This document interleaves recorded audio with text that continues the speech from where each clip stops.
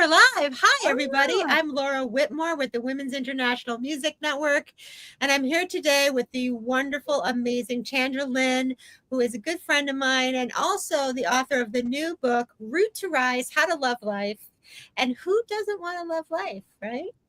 So today we're going to have a chat about Chandra's new book and many other things and lots of insights about how to take charge and kind of take the reins of your life and get rid of the crappy stuff and focus on the good and build that good muscle for yourself. So I'm really excited to chat about that. So Chandra, why don't we just get started and dig in? Tell us a little bit about your background, and then we'll talk about like what brought this project together, what made it happen. Thanks so much for having me. And so most of your audience is probably from the music industry, and I would love to tell you about my background in the music industry. And for those people who are here not from the music industry, there's a lot to talk about, so stay with us. So for those of you who are, you may know me from lots of things, right? NAMM, I speak on the stage every year, probably for the last couple of decades. I get hired to moderate panels now and things like that. And so it's really exciting. And I pretty much known as, marketing and PR person in the industry through my Glow marketing business. And, that in itself is a story because, it's my own company. And prior to that, I did work for companies like Avid, for example. I also worked for the publishers of guitar player, bass player, and keyboard back in the day and whatnot. But I started my own agency in 2000. So I've been lucky to have a ton of music industry clients.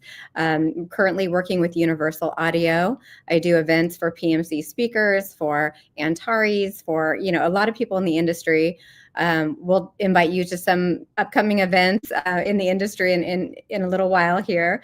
But I decided back in, I think 2011 to follow my personal passions around personal growth and development. And I got a coaching certification.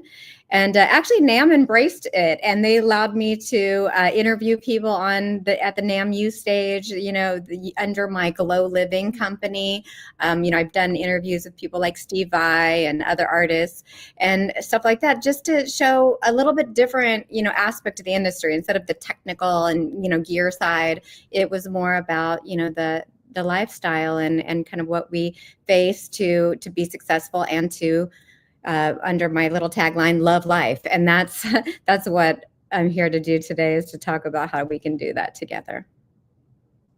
Well, that's awesome. So why don't you dive right in and share a bit about what was the process for you to put this project together? I'm imagining, this is what I imagined when I was reading it. This has been something that's been around you and bubbling in your life for a long time. And you decided to create a path and organize it and make it into something that you can share with others. But that's my imagination. So tell me. You're right on. You're spot on. Well, the story really goes back to my grandparents, who were therapists. And they wanted me to follow in their footsteps. But, in my early 20s, I was super ambitious at a young age. I mean, I got an MBA at 24. I was already working downtown San Francisco at a major market radio station. I was just really not ready, I don't think, for what it was going to require from me to be a therapist. So, I was ambitious in terms of working in some kind of business, right? So I put that off, but I had a personal passion going, the whole time for myself. I would read self-help books and, all that. So I think it really wasn't until I was in my 40s that I decided to embrace that aspect of myself and get a coaching certification and, built a framework through that was based on nature-based wisdom, along with yoga philosophy and, hard-won wisdom, especially working with a lot of celebrities, coaching celebrities with extreme lifestyles. And through it, coming up with something that really seemed to work. And I'm like, oh, I got to get this out to more people. So I developed an online course. Then I started doing workshops. And in the pandemic, I was like, everybody is so zoomed out. I don't know. I have to get this offline. And so I wrote this print book so that we can all, have a minute off screen. And I'm working on a companion workbook for it as well. But it's road tested because I did these, workshops and stuff. Yeah. And I would say it's been about 5 years in the making as far as the real content. Yeah, wow. That's really cool that it's sort of like, when you're making music and you can play it live before you go in the studio, right? You can like fix all the little things and see what people are responding to and get that feedback. And I know in the book you relate to musicians a lot and the challenges of musicians. So well, I think that they have extreme lifestyles, and if they can use these tools, then and they work and they experience positive things, I think then anybody can, right? But birthing this book is really a lot like recording an album, because you have to first have the lived experience, which all artists do. They songwrite and create music from the heart and based on their own life experiences, which is what I did. And then having to innovate around it, having to actually put it in a form that's consumable, is a process. It's a very intense process.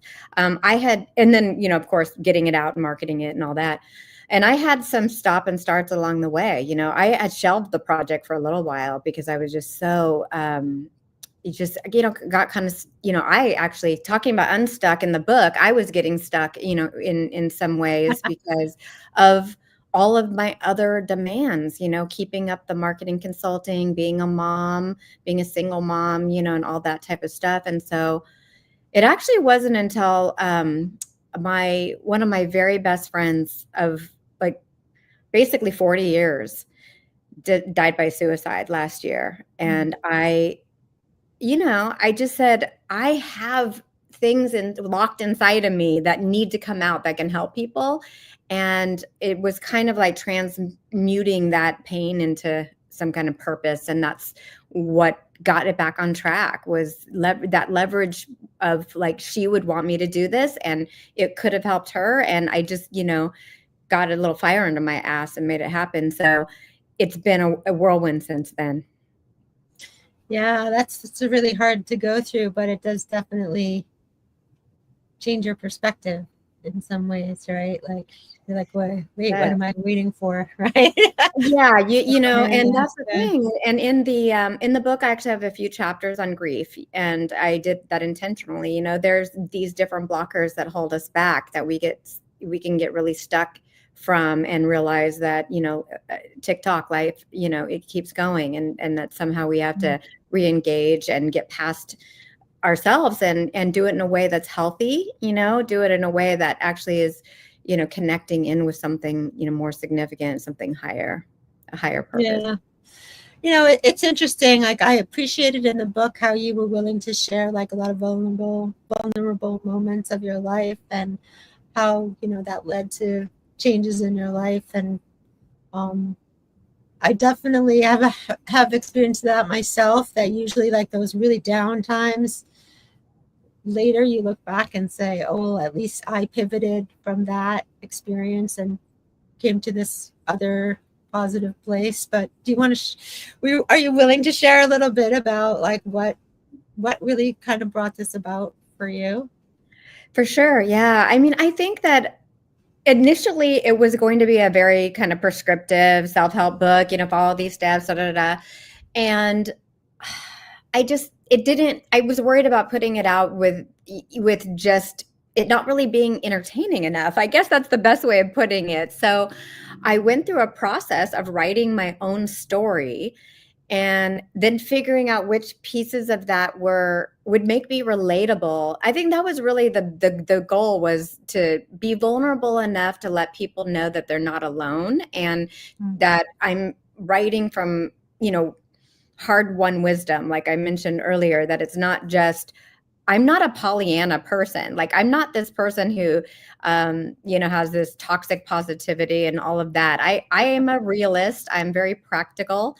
My brain works in frameworks, so I'm able to come up with, systems that work, programs that work. But I had to put myself in it too, so that people understood that it's, where the encouragement is coming from. So as far as, in the book, I think I'm walking the line between storytelling and having it be a little bit about me, but really showcasing, things that I've learned from clients and also the actual coaching tools. So I tried to balance those three things. I think you do a really good job with that. And, most of my favorite books, business books or help books, do have that sort of anecdotal storytelling element to them where you feel like, oh, this is a real person. Like there's actually a podcast I listen to. It's the Radical Candor podcast. And the part I love about it's a management podcast, but they always talk about how they screwed up, which I think is so great because then you're like, okay, they're human. I'm human. It's okay. Like they figured out and they're so successful now. Like they, it kind of makes you feel encouraged in some way. That's why I like when I go to someone's house and it's messy, I feel better about myself. My own messiness. Oh, I know. Well, I mean, we're all learning and we can learn from each other. And I think that that's the other, impetus for the book is like, look, let's share so that we don't have to go through it all ourselves. We can learn from each other's experiences, and if it does nothing but provide an encouraging voice to somebody who's feeling down or stuck, then it was worth doing. Knowing that it's more than that it does offer tools that have been proven out, that just gives me the confidence. Mm-hmm. I think one of the most exciting things is when I read reviews from people I don't know. It's scary at the same time because you're like, oh, this is a real judgment. You have to face that. And I know artists do that too with their albums, that you put yourself out there in such a personal way. Mm-hmm. And then you have to hear back about, you get the reflection. And luckily it's been really positive. I mean, it's just very validating when people do like it. I mean, yeah, it is. But you're right. It is so terrifying. Like even to put out one song is so hard. It's so hard, as a musician. But maybe you can talk a little bit like how do you get through that fear to be able to be, vulnerable? I think it's different for different people. I mean, first, I think that we have to embrace the idea that the world does need our voice, that the world needs lots of voices, diversity is good. And also the idea that it may not be for everyone, and that's okay. Like if you do resonate with a certain number of people that like it, that may be what it's who it's meant for, and that's okay. So there's lots of different things I've noticed that people can get stuck around. It could be things like imposter syndrome is really, really, especially in the professional side of our industry with producers and engineers and stuff. I've coached them a lot around imposter syndrome. Even though they have credits, a lot of there's always somebody that has more or whatever, and they're pitching themselves for jobs with big, with celebrities and stuff. And it's just, it can be difficult if you're worried that that you're not good enough, or that people are going to see through you not being perfect in every way or know everything about everything. Like, especially with producers and engineers where there's technology involved, nobody can possibly be up on all of the technology and be creative professional and manage all of their life. And so there's going to be some areas where they might have insecurities.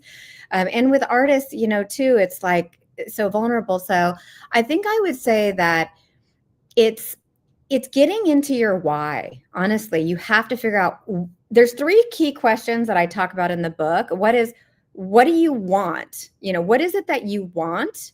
Why do you want it? And what are you willing to do about it? So when you get into what you want, that might be pretty clear. I want to put out an album. I want to write a book. I want to, get a She Rocks award. That's easy enough to come up with. But why do you want it gets into, in my book, I explain these 6 human needs. We usually want it to satisfy one of our 6 human needs. It could be our need for self, our need for significance, to feel significant, important in some way. Or it could be our need to contribute to others, or it could be our need for, creative variety. There's all kinds of needs at play that's going on, and we can answer our why sometimes because of that.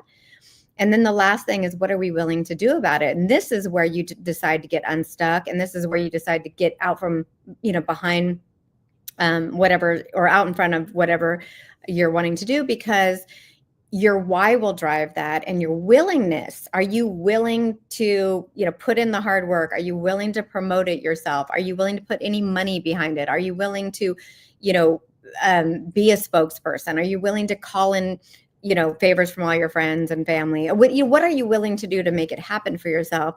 And sometimes people get blocked in just the willingness part, where they're like, I want to do it, but it's going to be too hard. I'm just not willing to work that hard on this. Or, there's lots of issues that come up with willingness. So I would say, in a shorter answer to your question, is to answer those 3 questions for yourself, so you get really tight on why you want to do what you want to do and what you're willing to do about it. And that should unlock you in a lot of ways. Yeah, that's so interesting. I was just talking to my son. He's working on a new project, and he's like, I'm feeling this urgency to get it done, because what if somebody else comes along and does something similar, and then I have to compete with them? And I'm like, yeah, but they don't have you. Like, you should know, like, what you should love, what you bring to the table, because that's the special sauce that makes your thing different than anybody else's. And the more you can tap into that, the more you will have something that is unique and thoughtful and suits who you are and what you want to bring to the world, as you were saying. And I'm guilty of all the things you say. You're saying too.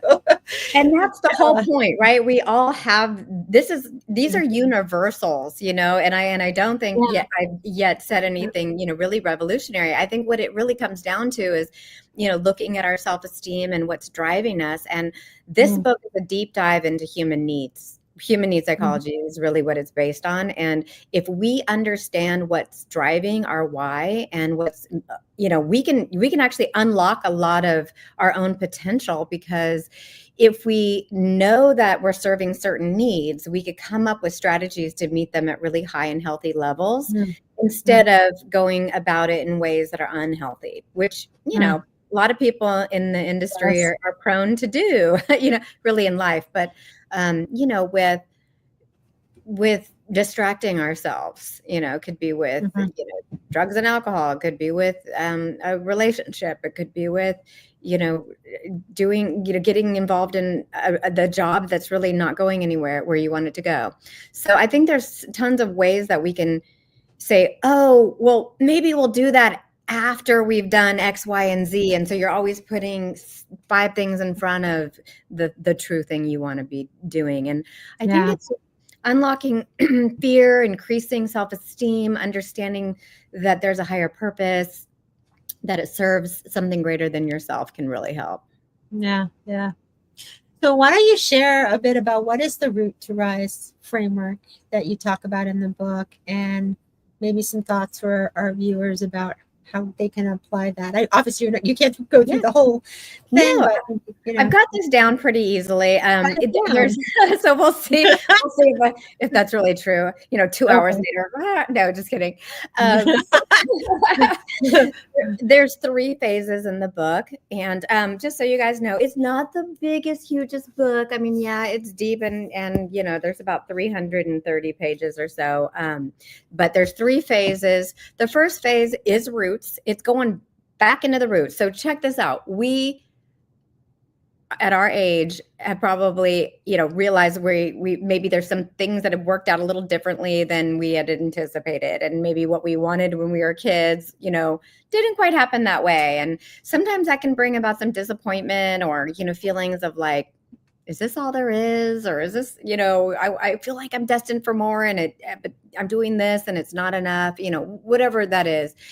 Well, this book is a chance to go back into your roots, back to where, you had these ideas for yourself, and look at what got stuck along the way.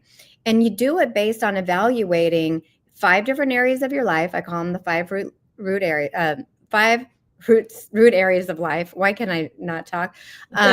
Probably should have had a shot of espresso before this call. No, 5 roots of life. And then you apply the 6 human needs. So there's a framework. You go, okay, so the first area of life, is your health. Where are you at with health? By now, I'm 55. So by now I would know how I'm doing with my health, and I can basically rate that in terms of whether I've been meeting those needs in healthy ways, or if I have, new goals to increase, the quotient, the health quotient, right? And then you go to the second root, third root, fourth root, fifth root. So the roots are health, career, family, friends, and relationships. So either with yourself, if you're single, or with a partner, if you're coupled. And so I provide a really great framework for evaluating your roots, your life root system. So that's the first phase. The second phase is you came out of the first one knowing pretty well where you got stuck, where the roots are strong, where they're weak, and that helps you figure out your balance of your life, what you need to prioritize going forward. And then you look at your emotional resilience. How are you in terms of your balance, your ability to cope with stress and change, and just various emotional issues. And there I implement something called the triad, the emotional triad, which looks at it's body, mind, and spirit, or another way of referring to it is like looking at how you use your physiology, your focus, and the meaning that you attach to things, can bring some in emotions. And so we just look at emotional mastery in the second part, which is called resilience. And then the third part is rise. It's kind of where everybody wants to focus first, but got to get back into the dirty roots first. And then you can rise to your fullest potentials. That phase is really all about visioning your future, setting those goals, having it connect with the greater purpose, and rising that full potential is really what that's about. So roots, resilience, rise, and it's a full framework based on the tree of life metaphor. So why do you think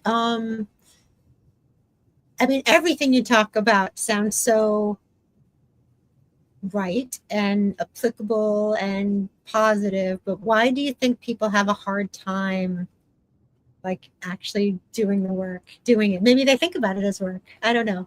What do you think? We have to face ourselves, and sometimes there's things in there that, we don't want to look at, because they can be painful. It could be a past experience. It could be an upbringing. One of the areas that I absolutely love working with women on in this book is about connecting to authenticity, looking at all of our identities and figuring out, where we might have gotten stuck along the way in terms of, taking on all these roles and titles and things. And then who are we truly wanting to be going forward? And so there's a whole section on checking in with our authenticity. And I think that there's something about facing ourselves and aligning our identities that seems scary to people until they do it. And then once they do it, it's so freeing. It's like, that is truly me. And there's been reasons why I haven't been able to claim that, and it could be societal. It could be the way that they were, the values that were put on them, when they were growing up and stuff. And so, this book will help illuminate that. And then there can be fears that by stepping into, who they really want to be, that it could be a problem for other people in their life. It might challenge their relationship. It might, I do give a couple case studies about this when people do it. And I like to look at the metaphor of like a rocket ship. When you finally take off and soar and be all that you can be, sometimes pieces have to break off and fall away. There has to be some letting go. And some of it might be former identities. Some might be relationships that are no longer serving you or holding you back. And so I think people, again, long story short, to your question, is that it's hard to face all that at once. It can be very confronting for people, and it goes back to their willingness. Are they willing to finally do that work in order to rise? Yeah, I think you do get stuck, right? You're like, you want change, you need change, but then there's the but. So that but is so telling, though, because that is what that's telling me is that it is still meeting a need at some level. It may be a lower level but it's meeting a need. So let me just use a relationship, because we all love to talk about relationships. If you're in a relationship, right, that is like, it's kind of one of those too good to leave but too bad to stay kind of situations. It is serving some needs, or you would have been long gone. So you have to look at what those needs are and really evaluate, are they being served at a high enough level? Because we can stay stuck by settling, is really what it comes down to. Are you settling? Yeah. So say there's I talk in the book a lot about a scale of 1 to 10, because you kind of have to figure where you are with things, and it's the easiest scale. So it's like, if the relationship is, say, 4, 5, 6 on a 1 to 10 scale, it's okay, right? It's fine. It's not worth breaking up, but it's also not really making you thrive. And so that's the hardest relationship to be in, because it's still serving some needs, but not high enough for you to really be super happy and fulfilled, but not low enough to where you're like, F you, I'm out. So, you get stuck along the way, and you have to look at those needs again. I mean, you're right. You get stuck along the way, relationship, your job. Jobs too. So many things, same. Right? And even like how many we were talking about this before we got on, how many commitments you make, and how do you feel about them, and how much obligation do you feel, and what does that do to you? And so many things. Yeah. Well, I loved when you said sometimes that you don't do things, and I think that's radical self-care. Sometimes saying no to something, having boundaries around even something. No to myself, not even anybody else. Well, we can't do it all, so that's where figuring out what needs is it serving again helps you, because you could go, this might dovetail into my why, and I'm willing to do more because of that. And if it's not, then you have to let it go, because other roots are going to suffer. That's the thing to keep in mind. You can justify letting go of some things if you know that other roots that are important are going to suffer if you do it. It could be health. It could be, time with family or friends, or, relationship or whatever. This is like therapy. Thanks, Chandra. Well, so the other thing about the tree metaphor that's so cool is, have you heard of as above, so below? Yeah. My boyfriend actually has that tattooed on his arm. What? Oh my God. Okay. That's gorgeous. I need a picture of that, actually. Yes, I'll send you that. The idea is that, like, what's happening in your root system, whether they're stuck or muddy or run into cement or whatever is going on, is kind of a reflection of how your tree looks at the top, your rise. So if you haven't reached your fullest potential yet, like your tree is not, maybe you have some branches, it's a cute tree, but like it's not at its fullest fruition, where it's actually bearing fruit, fruits of your labor, fruits to give out, have something of value to give out to the world. Then going back to those roots to do that work is the best thing that you can do, because it unsticks the roots. It lets them grow long and strong, so that you can have the reflection above to reach that higher, aspiration for yourself as well. But I think we expect ourselves to reach all these goals without laying the proper foundation. We don't know how to do it. We're not taught, like, how do you build a strong, healthy root system to rise from? We just expect ourselves to rise. We just expect ourselves to achieve and accomplish everything. And when we haven't accomplished what we wanted by this age, by our midlife, that's what a midlife crisis is. It's depressing. It could cause depression and anxiety. So what I would like to suggest with this book is it's a little bit of a method to get unstuck from that. If you're experiencing all this depression and anxiety connected to, what we're talking about, there is hope, because you could get back into the roots, do the dirty work. Don't be afraid of it. My voice in here is very encouraging. It's very much like, you got this, because the world needs you. Yeah. It's interesting too. Like, I like your relationship metaphor, because it's one of those things, like, you don't know what it feels like when you have the right thing, right? So you're sitting there going, oh, well, this is hard. It doesn't feel quite right, but it's okay. And then when you hopefully get to a point where you like anything in your life, not just a relationship, but when you are in that right place, that place that fits for you, it feels so different.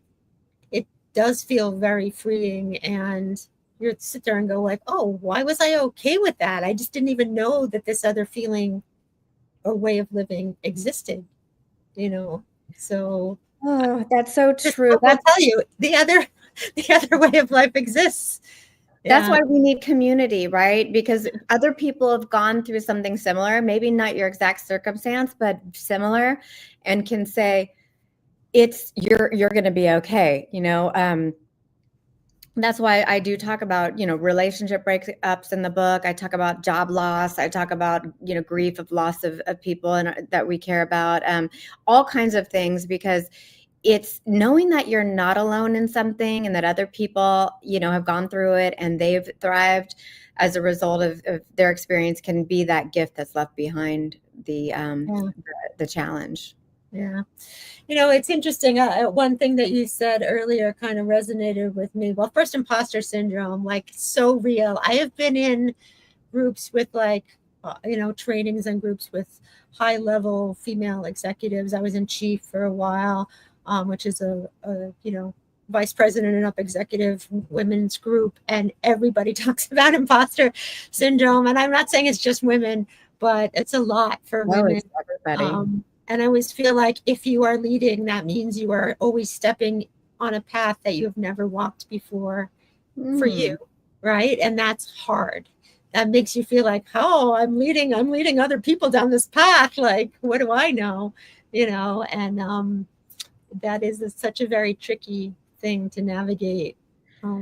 It's courageous, and it is a lot of responsibility, but there's resources to help you through that process, and I think that that's the key, is you don't have to do it all alone. I think that's especially, it's kind of tough in the music industry, don't you think, a bit on the business side, because I think as women, we do need to help each other out. And I mean, I'll use this opportunity to thank you so much for having me on the show, because it just showed that somebody in the industry does care about what I'm doing in and out of the industry. And it's just, it really has been motivating for me over the last couple of weeks, with all that I've had to do, to know that, today was going to come and we were going to do this together. And that I really felt like I wasn't alone, that people do care just by being booked on this show. So, thank you for that. And knowing, to the readers listeners and readers and whoever watches this, that I'm used to talking about readers now with the book, but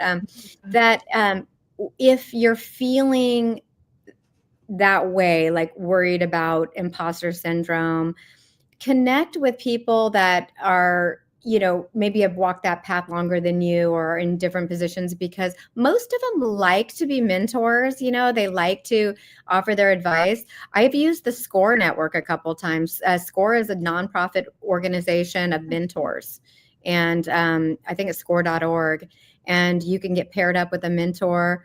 I think that Karen Dunn offers some speed mentorship sessions. There are, NAM has some there's a bunch of organizations, connect in, because there's people there that can support you whatever level you're at. Yeah, I definitely agree with that. I think even just talking to your network, your friends, just being able to chat about, like, this is my experience, and have you gone through that? How do you navigate it? It does help. It does help you to not feel like you're the only one, and give you realizations like that one I had, where, oh yeah, like, if you're leading, you're going to be walking a path you've never walked before. Like, you're just going to have to be comfortable with that, or don't do it. And what's the challenge? That's where the challenge in life is. That does serve a human need of, growth. We have a really high need, for growth. And what happens when one of the other needs is security, and security can sometimes hold you back from growth, because security wants to keep you safe. It might mean that it wants you to play small, but your need for growth can say, okay, well, thank you, but I got this. I need to grow. It's if I don't grow, I'm going to die inside. I have to do this. And I think that's sometimes what gets people unstuck. It's recognizing that the voice in their head is just speaking to the security need, and they've got this other need for growth that's saying, no, come on, you can do this. And then growth's like, then security is like, but there's scary monsters out there that can get you on the other side, Yeah. and so you've got these different sides of yourself. It is hard. These Yeah. needs are like different sides of yourself competing for your decision making. So I Yeah. actually put together a quiz. It's a free quiz on my glowliving.com website for uncovering which need is kind of in the driver's seat in your life. And that can really unlock you get a little email sequence that just describes each of the needs, which is also in the book. And but it can tell you which one's most at play in your life right now. And they can change. So if you get a result like security and you're like, but I wanted transcendence, that's okay. You can work towards that by quieting, like calming and reassuring the part of yourself that is holding yourself back so that you can pursue the other needs. That's cool. I want to do your quiz. Yeah, do the quiz. It's free online, and yeah. it's I built it a long time ago, and I people love it because they're like, wow, I did not realize how much I was being held back by my need for security, or it could be the opposite. It could be variety, that they don't want to commit to something because it might tie them down or it might limit their life. And so what I do is I explain the pros and cons of both of all 6 needs. And that is really helpful because they're all going to be there competing for the rest of your life. So you might as well know that they're hidden forces at work so that you can have a little bit more control and say, okay, I'm going to put this need in the driver's seat right now because it's going to serve my why. And I'm going to let the other get reassurance that we'll be okay. Yeah. So, the world is a little weird right now. Everybody's so busy. Maybe they're so busy looking at Instagram. I don't know, but they're so busy and so distracted. If you only have a small burst of time, how would you approach your Root to Rise framework? The shortest way would probably be an hour with me on the phone because I would laser in with what it was that you were dealing with, and you wouldn't have to know all the methodology behind it. But the book, it's I would say just grabbing the book. I do have an online course if you like video-based materials, but I think that learning the needs, literally, you could take this quiz is, I think, 8 questions long. It's pretty quick to identify that need once you know them. And that can be a really great start, because if you're like, this one need is in the driver's seat and you understand that there's other ways that you can, other directions you can go, that can be really freeing in and of itself. I look at, I guess reading your book isn't just about reading a book, right? It's about actually, I kind of look at it as like giving a gift to yourself. You are devoting time to what's in you, right? So I think that when people think about self-help, it feels like work, but really that work is your gift to yourself. That's beautiful. And thank you. I really love that. And I hope everybody feels that way, as far as it being a gift to them, because that's really my goal. Most authors don't write to make a lot of money. Especially self-published authors. It's actually expensive to do this. I think that it's something that I think that can unstick you. And in that sense, it's priceless.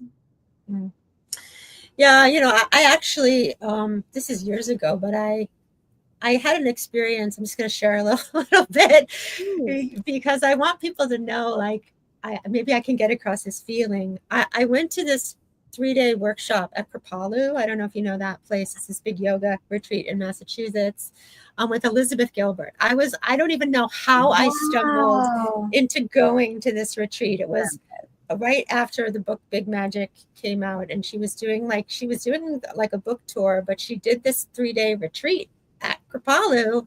And my daughter was probably like 20 or 22 at the time, we decided to go. And it was probably the hardest work I've ever done. It was really like deep, like writing letters to yourself, like write about your fear, write about your hope, write about, all these really deep things, and then read your letter to a stranger sitting, like, don't sit near anybody that you know, like read it to a stranger. And so you're reading your letter and you're like bawling, like sobbing, because you are really talking about really deep things. But it was probably the most transformative thing that I've ever done in my life. It really shifted my path to an amazing place. I'm getting emotional thinking about it. And I'm just talking about it because I want people to know that, yes, was that work? Was it like, it was like crazy. It was a crazy experience. I look back at it now and I'm like, I was cleaning out my basement and I found the letters to myself, which I don't want to read again, but I remember like that feeling, but the feeling of being able to move past all that baggage that we have, right? All those fears that we have, all those things that we wish we were here, but we ended up over there. Are we, can we reconcile with that? Was, like I said, very transformative and revealing. And I think that your book feels like that to me. That I really encourage people to read it and I don't even want to call it work. It is life work, I guess. It is life. I don't know. I don't want to say it's work. I'm going to tear up now. I am going to tear up now because the hardest thing about doing, podcasts and interviews and stuff is it sounds like a bunch of buzzwords. What I'm really trying to explain to people is exactly what you just said. When I talk about, it'll be transformative or whatever. No, it can change your life. It really has that kind of level of potential. And I think that it's a hard thing to communicate unless you've had that experience. And there's a lot of people who are in need of it and maybe either, like you said, maybe afraid to do that work or just don't have a path for it. And that's what I wanted to change with this book was, there's a lot of beautiful systems and books and coaches and everything out there. And some are going to resonate with my voice and some are going to resonate with other people's voices. But find that person, and find those tools and see how it does, because it can change your life. And I'm working on a TED Talk right now specifically about the fact that we can completely change the course of our life in one split-second decision. Now, it might take us a lot to get to that decision. We might have to learn about our roots and our needs and all these things. But once we make that decision, it's usually made like that. And what happens? You're on a whole new road. I mean, so when people are suicidal, I'll just say that I mentioned my friend earlier, to have a glimmer of hope that there is something out there that might work. I mean, how amazing is that, right? Like there are tools, whether it's mine or somebody else's, there's tools out there. So I'm encouraging people to give things a try. And if one doesn't work, go on to another one and go, okay, that one's not for me, but this one is.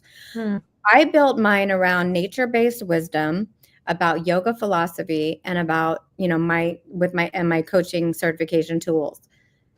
I did that because I wanted it to be approachable for everybody. It doesn't matter whether you're a man or woman or, where you live or your religion or what your values were coming into it. I think I designed it in a way that hopefully, and I haven't found anybody that hasn't really, jived with yet, but can be for supporting everybody. Now, as a marketer, everybody's telling me you got to niche out and you need to talk to your audience, a certain way and everything. And it's like, I can do that a little bit in marketing copy and here and there. But the truth is that anybody who's willing to show up for themselves and is ready for, to embrace a change can benefit. Yeah. And I think too, like the way the world is right now, a lot of us feel really powerless. Like you see all these things happening, you sit there and go, what can I do about it? I could go to a protest, I could, help a friend. But it is really hard to deal with like the day-to-day world. So I agree.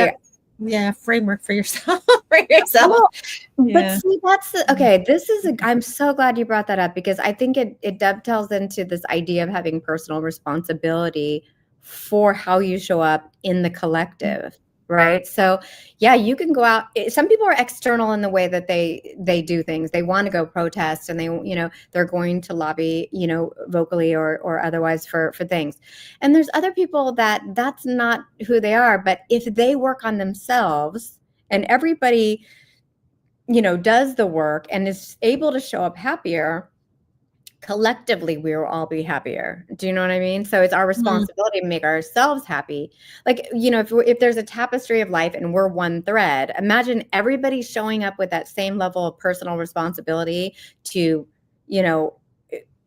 work on themselves and be the best they can be. How amazing that will ultimately be. Mhm. It's Mhm. it's that I think a lot of people still seek or still have expectations that other people or other things will make them happy, outside forces.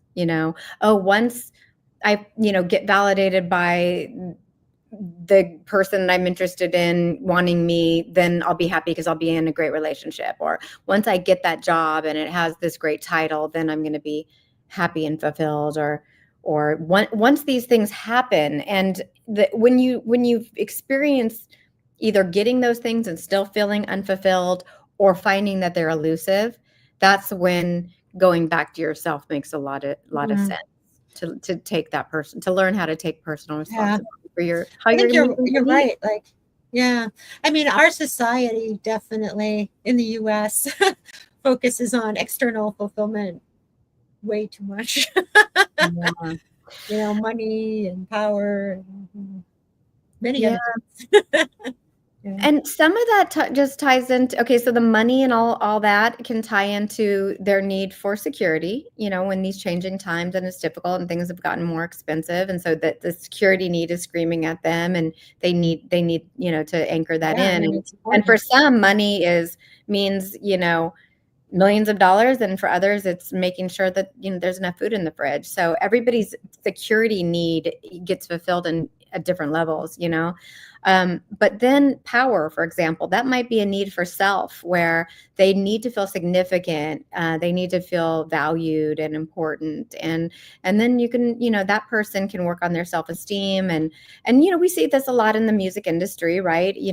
Once an artist really does the work of understanding their need for self and significance, then what I've seen is that they are able to be much more creative, because it's more about the creative process, than it is about their need for significance and being Mm. important and validated by others. Yeah. And how do they feel about it themselves? Not will other people like it? Right. There's a Yeah. lot of artists who are amazing at that, where they just put it Yeah. out with, not giving a shit what other people think. And then I there's know. other people I who want to be basically, I that. know it's hard. It's a hard, it can be tough, where it's like they'll even actually create for their audience, where it's like, what would they Mm. like? Will they like it? And will they like me because I did it? Like I did something popular. Yeah, or even I mean, I think that's a challenge for a lot of artists where they'll do something, people like it, and then they want to try something else, and there's pushback because they decided to go on another path, and their Oh, fan a lot of base artists is have had like, to totally change genres. yeah, And some have yeah, been successful, like Taylor Swift, who went from country to pop and everything, and then other people are not, and that their core audience feels abandoned, and they yeah, lost it's that very section. tricky. It's Yeah. also tough to look at artists who change their appearance a lot, because that's exhausting to keep up with. I don't Mhm. know how Madonna and Lady Gaga do it, having to constantly, that's innovative and creative in its own right, Yeah, you yeah, know. agree, So agree. understanding the needs for what's driving that, I think, is really, you could come at that in a healthy way, from a healthy place, that Mhm, you are being creative in that process, or is it to chase that need for significance? mhm, mhm. So understanding these, I cannot tell you how valuable it's been in my life to understand these, because I will catch myself doing things Mm, to serve needs in ways that I'm like, oh, okay, yeah, I gotta face that about myself, and maybe yeah. change my MO.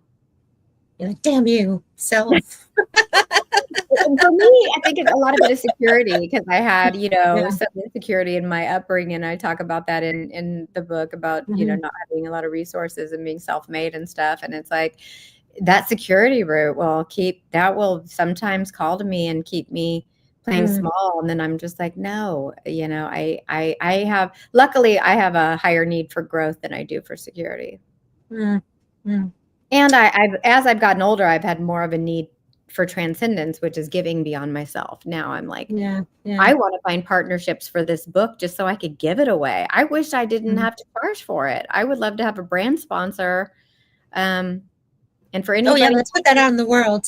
There's yeah, amazing brands. exactly. I would love to have a brand sponsor. In fact, one opportunity would be for a brand sponsor to, we could do like a compliments of sticker on this book and give it out at the She Rocks Awards in the gift bags. Oh, okay. That would be sweet. So I We'll gotta, think about that. We'll think about that. the more tangible or like specific you could get your wishes, maybe the more Yeah. likely they are to happen. I'm a believer in that, though. I'm a believer in putting stuff out into the universe because there's something magical about that. Yeah, and if you're finding Yeah. that this is a gift to you, then maybe Yeah. people will find that it's a great Mhm. gift to give away. So Yeah. I'm Yeah. hoping, and That's just cool. because I'm willing to. I don't even need to make money on that one. I would just want to get it out to our community. Yeah. And in fact, that brings me to a great Yes. gift that I want to offer for digital readers. I want to offer the book for free to anybody watching. We'll post a link, and that will be something you could fill out to get the digital version, so you can read it. Oh, thank you for putting up the link there. So you'll be able to download the EPUB, like on a Kindle or a book app, and then or a PDF. I can give it as a PDF for those who want to check it out, and then hopefully you'll want the physical copy. And what's following this is going to be a printed workbook as well. So I'm working on that right now. And I'm working on an audiobook I have to give a shout out to Universal Audio because my client Oh, gave me nice. a little setup to record my audiobook. So I'm using a Volt 276 with an SD1 mic and Luna recording software. So thanks to Universal Audio for that. That's And hopefully, awesome. Thank you, Universal Audio. right? So we'll have Yeah. the audio book coming out soon. But you guys grab that link and please grab the free book. It's on sale on Amazon, so you might as well get it for free. And then Yeah, I get it for you can free. share that link, too, to people that you think might be in need of a little bit of self-love. Awesome. Thank you. Thank you.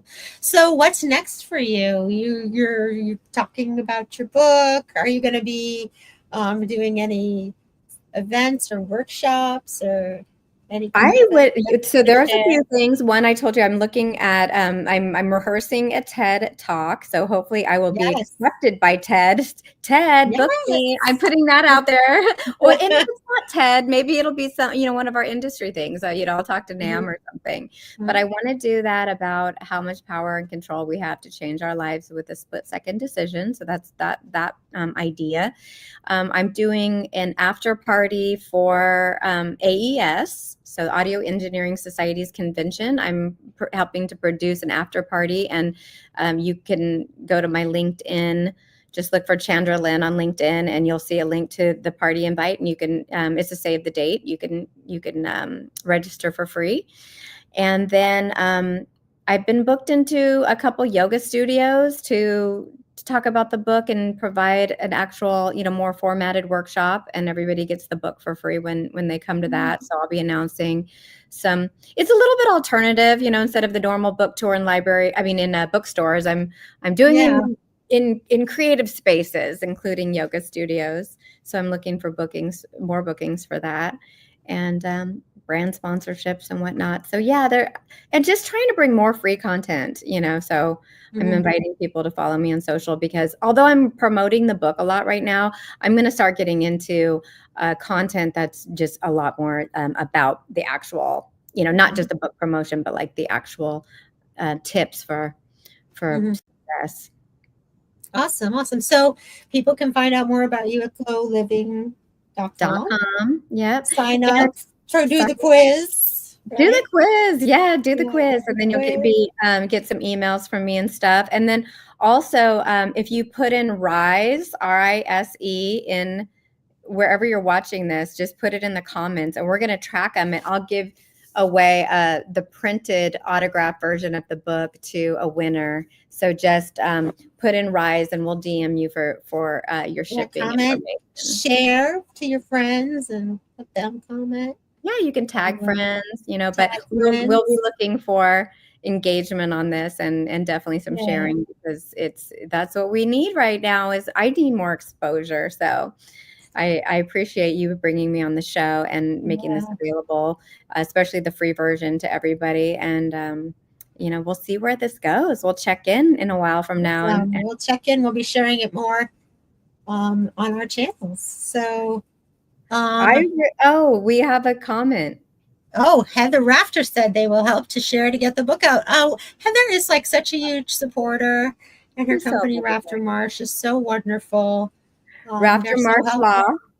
Yeah, we love them. So I should tell you guys, inside baseball is Rafter Marsh helped me secure my company Glow Living and Glow Marketing's trademarks, as well as the Root to Rise trademark, and they copyrighted the book for me. So they're friggin' amazing.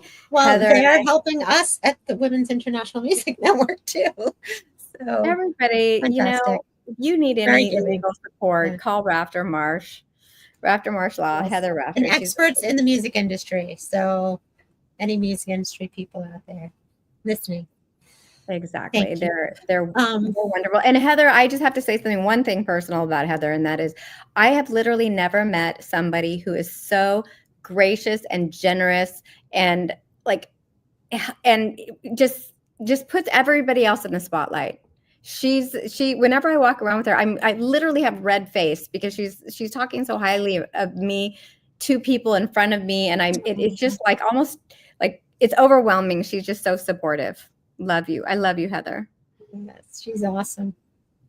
Fantastic. All right. Well, thank you everybody for watching. I just want to share a couple things coming up. We have, of course, the She Rocks Awards is scheduled for January 23rd, Friday night at the NAMM show. We have tickets going on sale September 10th, a little earlier than we usually do. We have a fun and fantastic announcement coming out then. We are going to have a fabulous show this year, so I hope you can join us. We'll be live streaming as well, and we'll be sharing lots more about that. You can find out what's going on with the She Rocks Awards and the Women's International Music Network by signing up for our newsletter at thewomen.com. THEWIMN.com. And just to let you know, also, we are going to be hosting 2 events in New York in October 22nd and 23rd. We'll be partnering with the Rock Nation School of Music on October 23rd in Brooklyn. So very exciting events coming up. Performances, workshops, panels. So stay tuned for that. And if you sign up for our newsletter, of course, you'll know all about it. So I want to thank Chandra Lynn again. Check out Root to Rise. How to Love Life? How to Love Life. How to Love Life. And thank you for joining us. Thank you so much. And thanks everybody for your time and attention.